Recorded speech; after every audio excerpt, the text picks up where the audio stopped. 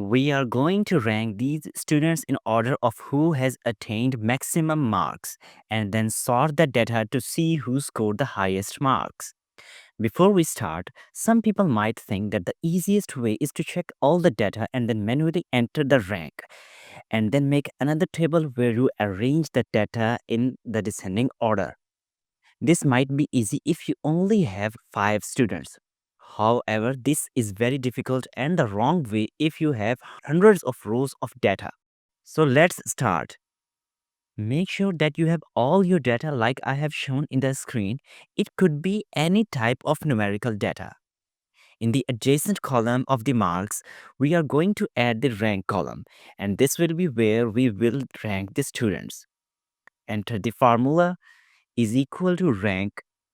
Enter the cell for which you want the rank to be checked. In our case, it is the adjacent one with marks. Enter comma, select the reference cell range, which is all the cells with marks. Make sure this is absolute reference. Otherwise, the cell range will stay locked. The absolute references can be seen with the dollar sign. To switch between reference type, just press F4 key. Close the parenthesis and hit enter.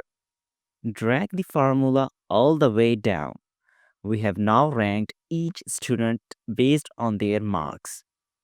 If we did not use absolute reference for marks range, then our range would have also been relative and moved down like shown right here. Finally, add filter to the headers. Select all the headers. Now go to the Home tab, select Sort and Filter and click Filter. Once the filters have been added, click on the drop-down menu on the rank header and select smallest to largest. Congratulations, you just ranked your data.